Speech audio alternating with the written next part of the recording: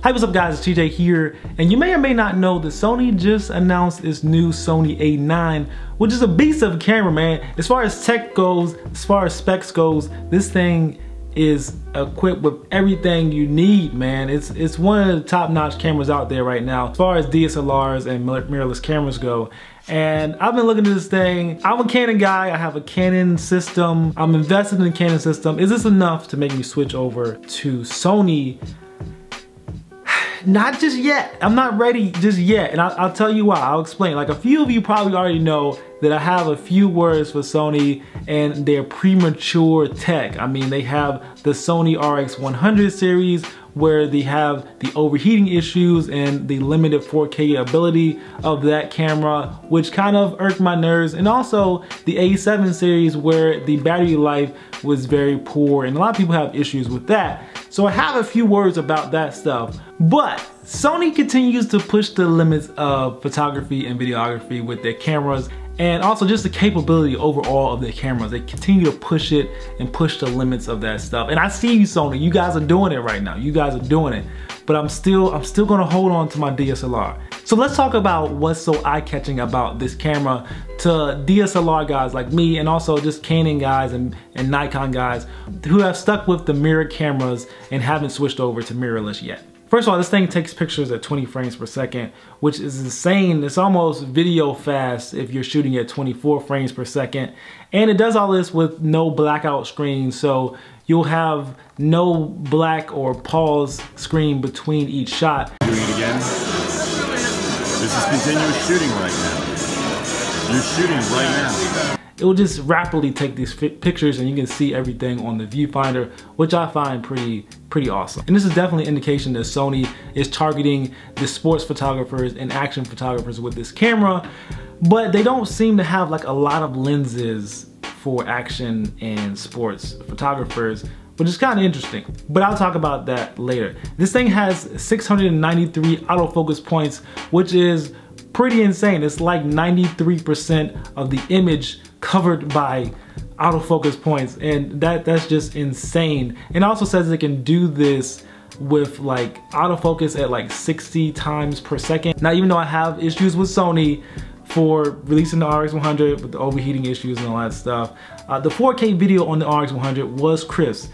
The 4K video on the A7 was crisp. Now the 4K video on the A9 is going to be even more crisp. Now the process they're using to get this 4K video is they're taking the amount of pixels needed for a 6K video and kind of compressing it down to 4K, so you have like the maximum amount of pixels needed in that 4K video, and it just comes out with this beautiful image. I'm not sure what they call this process, but it's amazing, and it's producing some very crisp 4K video. So it's definitely something I want to get my hands on. Now Sony and its mirrorless cameras and the A7 have its battery life issues, but they have said to fix this with the A9.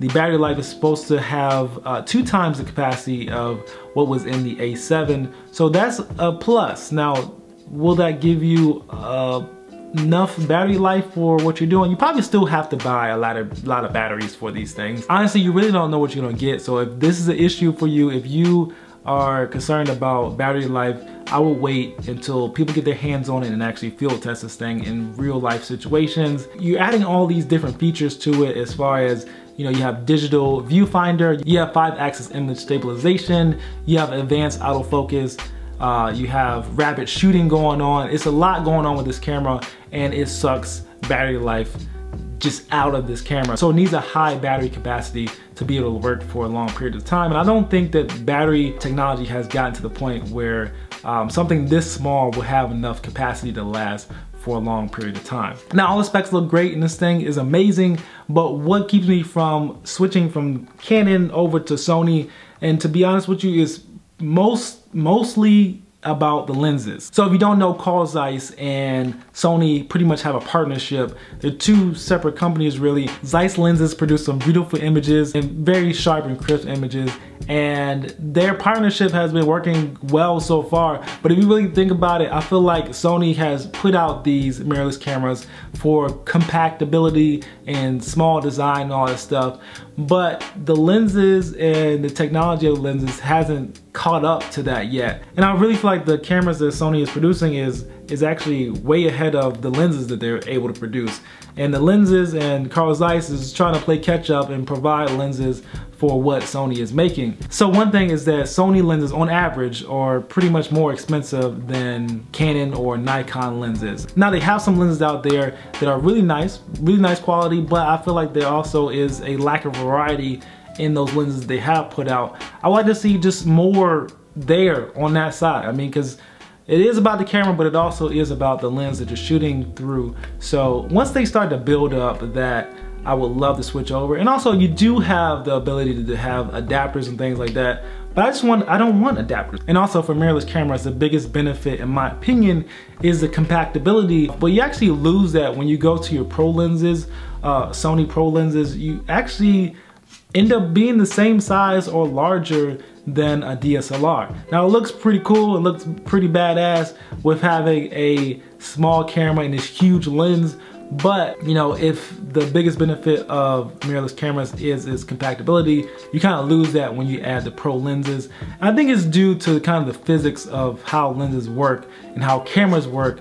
And when you take things away from the camera, take space away from the camera, you have to add that space back into the lens. By far the most impressive thing I've seen from Sony is that one, they are trying to push the limits, and two, they seem to be listening to their customers and seem to be listening to what consumers want in their products. And also maybe like a swivel or something, like, so I don't have to have all these attachments on it. I didn't tell you how much this thing costs, and this thing will be available in May, I think May 20 something, May 25th, something like that. So check it out around that time. I'm not sure if you can pre-order yet, but all the stuff will be in the links in the description box. Let me know what you guys think about the Sony A9 in the comments below, and I will see you guys in the next video. Peace. Just got these headphones in. Probably gonna review them over the weekend, maybe? I'm not sure. Oh yeah. And just got this in too. Osmo. Unboxing for this one's probably gonna be out sometime soon, and I'm gonna use this weekend for a wedding. So, oh yeah, also I do want to do like a full review of it too. So that's the Osmo. Looks pretty dope. Also, this sport band just came in yesterday. DHL is here like every day, but this came in yesterday, and it's like a sports band. So let me know what you guys want to know about this. I'll probably be unboxing this soon. Quick unboxing of our Cheer AH07. Some headphones that just came in not too long ago. That's Carter, if you guys wanted to know. What is it? He's ready to go outside. All right, we're going.